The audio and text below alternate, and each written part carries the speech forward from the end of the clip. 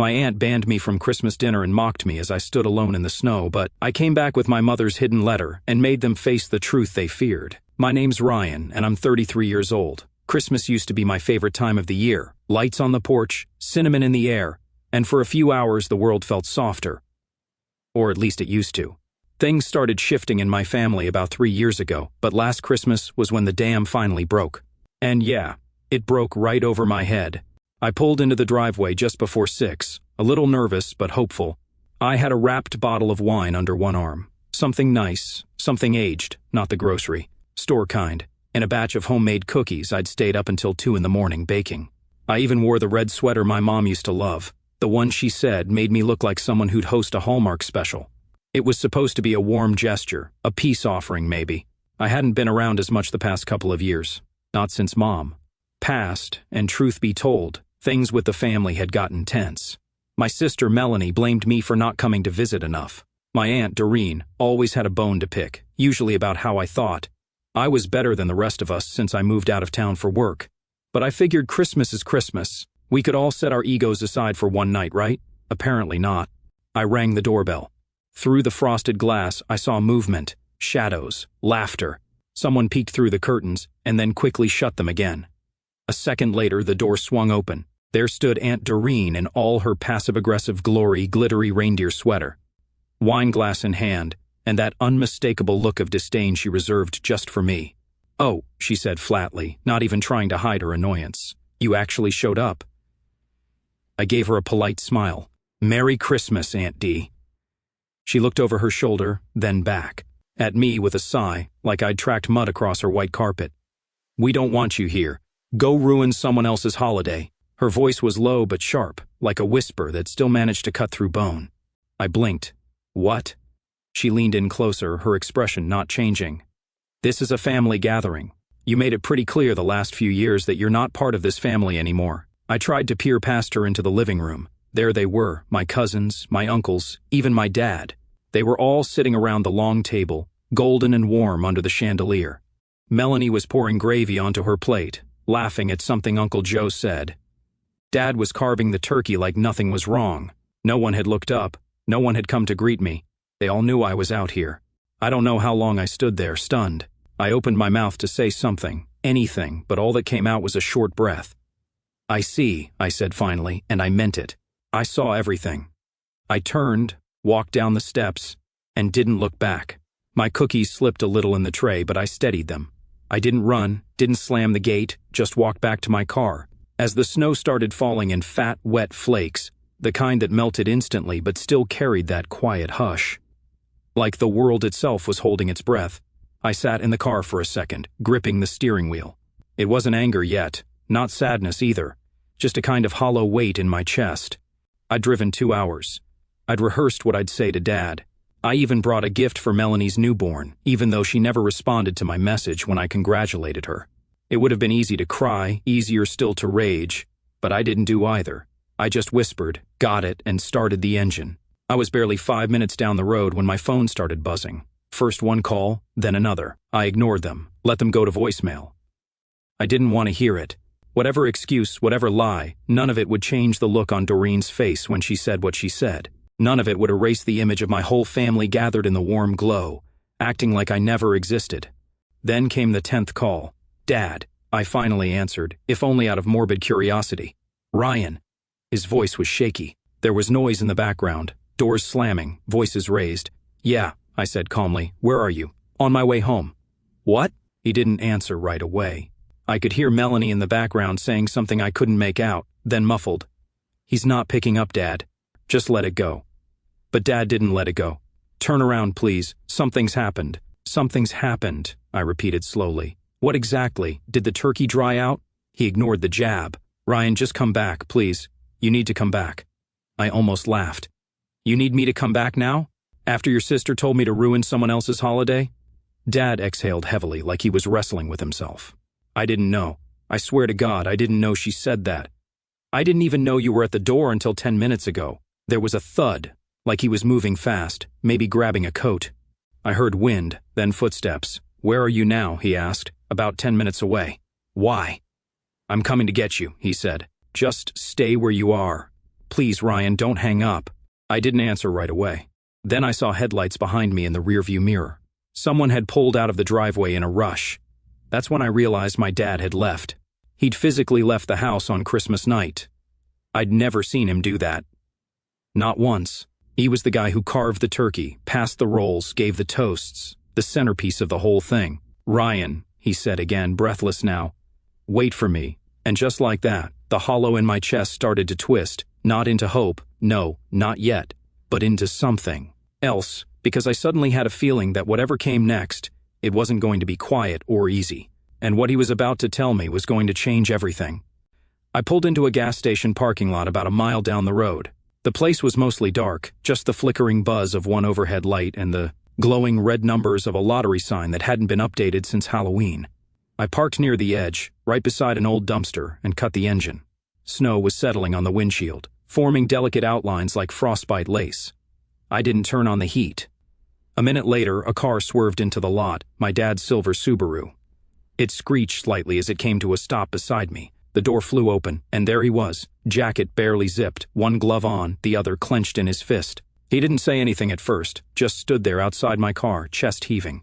His face was red from the cold, or maybe something else. He looked older, smaller somehow under the parking lot lights. I cracked my window. You okay? He nodded, then gestured frantically. Get out, please. I need to talk to you. Not through glass. I hesitated, but finally stepped out. The wind bit hard. Snow stuck in my hair, melted on my neck. He looked at me like he hadn't seen me in years, and maybe in a way he hadn't. She told you we didn't want you there? He asked. His voice was tight, controlled fury, like every word was holding back a wave. She said to go ruin someone else's holiday, I replied. He flinched, just barely. That wasn't us. That wasn't me. I didn't even know you were at the door.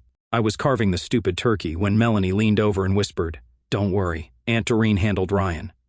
I didn't understand what she meant until it clicked, until I saw the empty seat at the end of the table.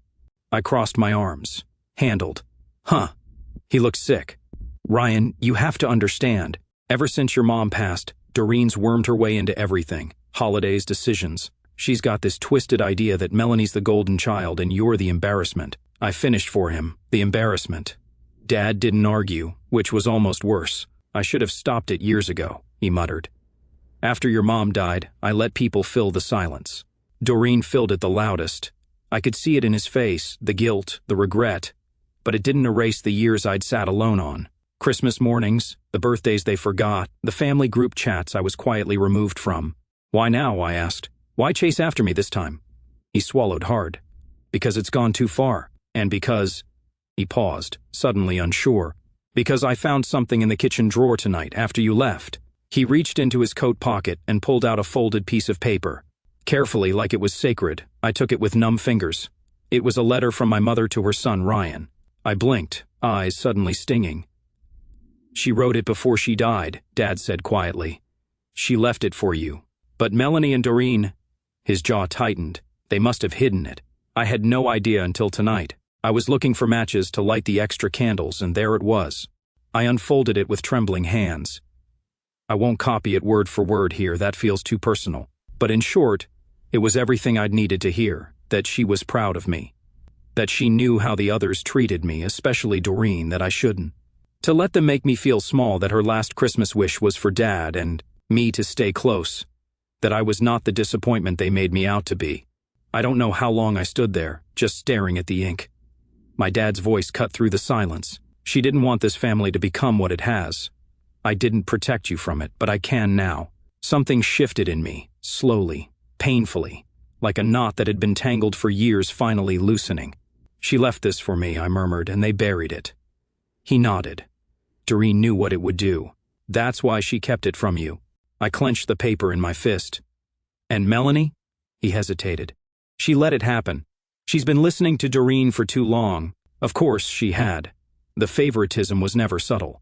Ever since we were kids, Melanie could do no wrong, and I was the one who wasted potential. By choosing art school over law, who didn't rush to get married, who moved out of state. It always baffled me how a family that preached love could be so quick to turn cold when you didn't match the picture frame. My jaw tightened. I need to know the truth, all of it.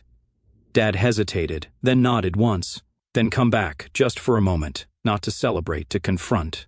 I stared at him. You're asking me to walk back into that house.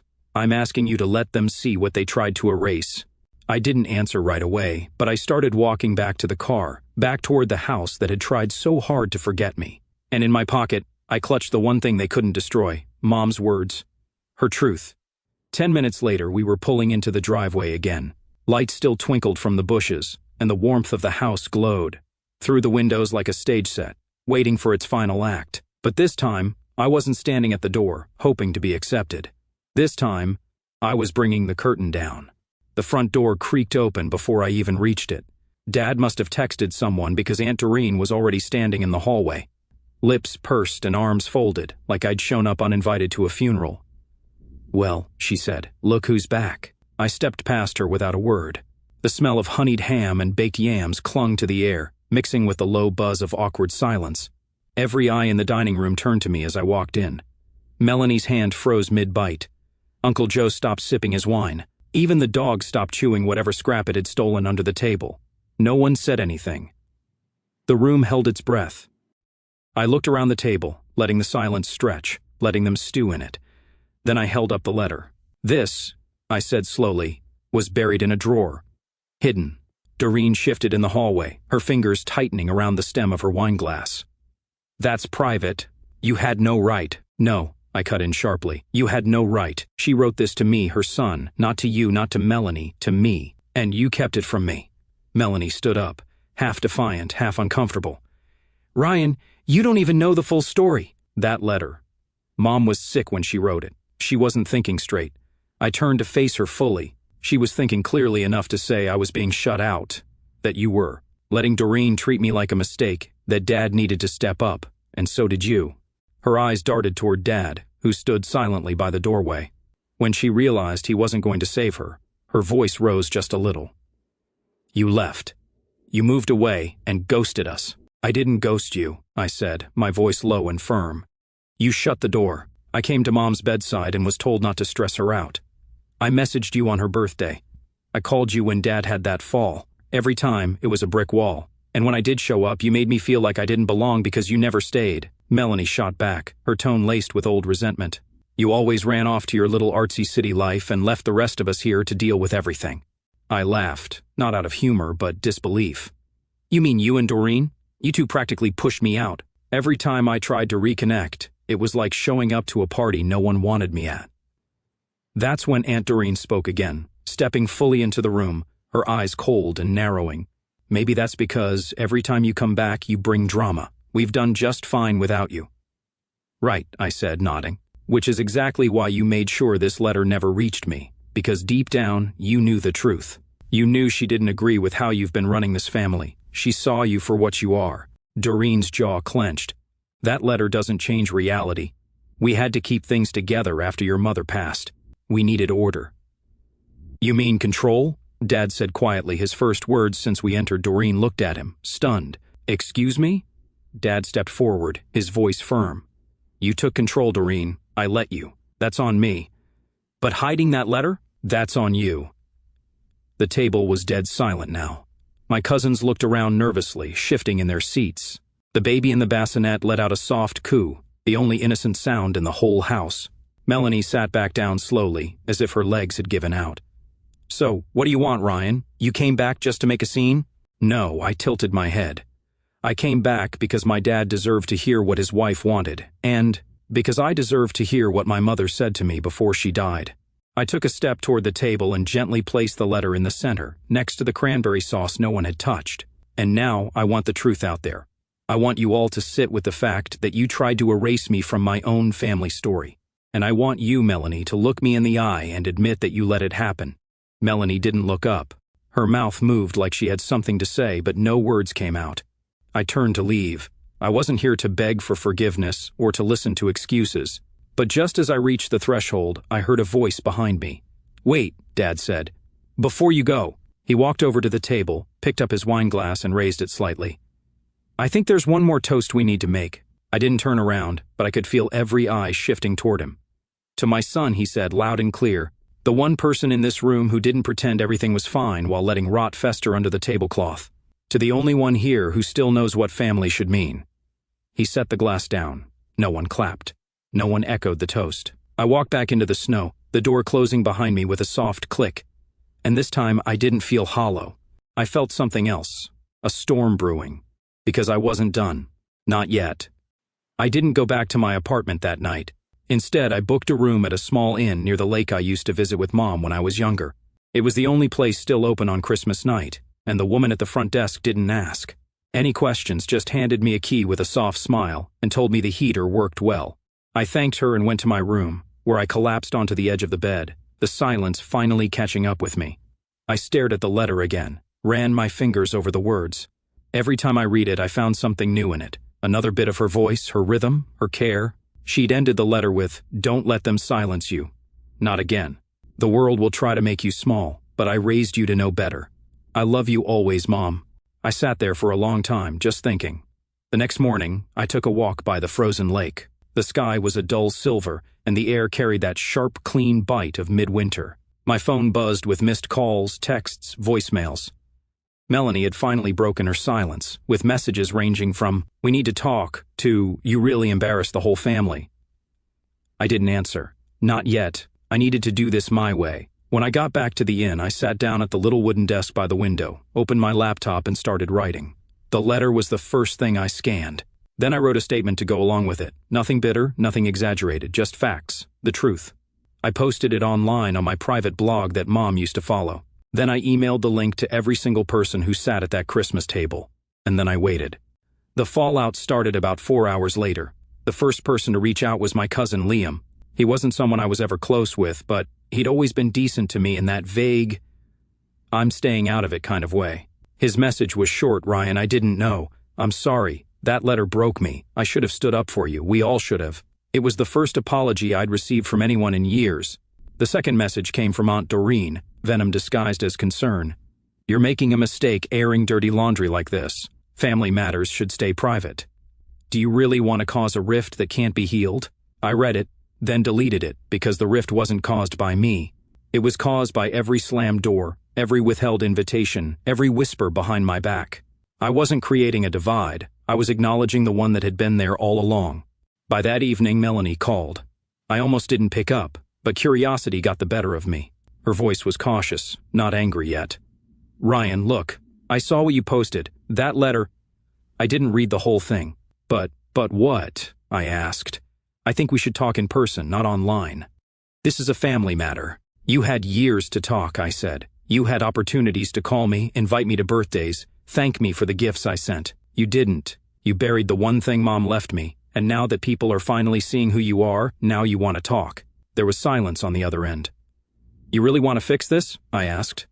"Then tell the truth publicly. Own it. Own what you and Doreen did. I can't just... you know how this looks, Ryan. Everyone's judging us now." "Good," I said flatly. "Maybe now you'll understand how I felt every holiday when you all made me feel like a stranger." She didn't call back after that, but others did, more than I expected. My mom's old friend Clara messaged me. She hadn't spoken to our family in years.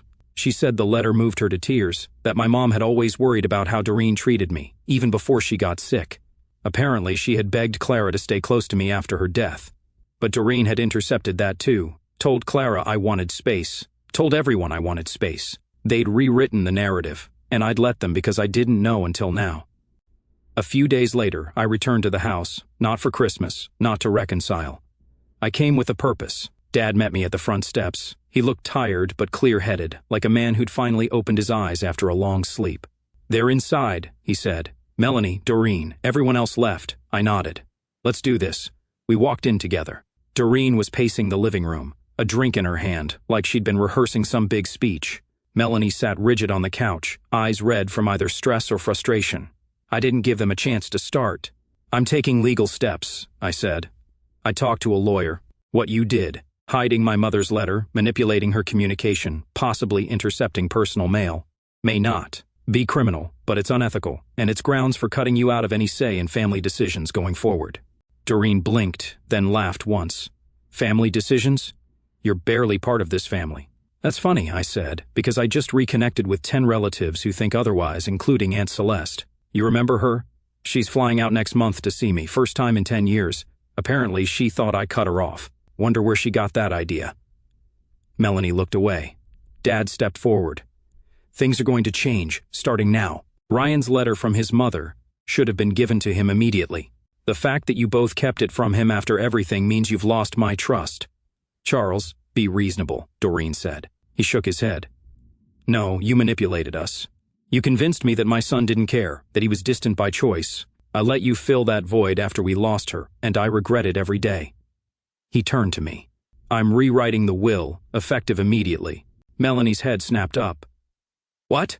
I don't trust you with anything related to this family's legacy anymore, he said, his voice cold. Ryan's the one who honored your mother's memory. He's the one who told the truth. Doreen sputtered. You're letting one letter undo everything? No, I said. You did that. I handed her a copy of the letter. Read it. Really read it. Then ask yourself how someone could ever justify hiding it.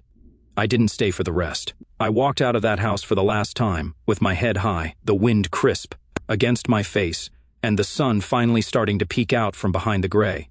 Weeks passed. True to his word, Dad rewrote the will. We started meeting every Sunday, just the two of us. Slowly, we began repairing the bond that had been strained for far too long. He even came with me to the lake one afternoon in February. We talked about Mom, about who she really was, not the edited version that Doreen had filtered over the years. As for Melanie and Doreen, they tried damage control. A few weak attempts at reconciliation. A public post from Melanie about forgiveness that didn't mention my name once. But most people saw through it, and I didn't care because I finally understood something. Family isn't about blood. It's not about who shows up to dinner or shares your last name. It's about who stands beside you when the truth comes out. And thanks to that letter, my mother's final gift, I found my voice again. They tried to lock the door on me, but I walked through it anyway. And this time, I made sure it slammed shut behind me.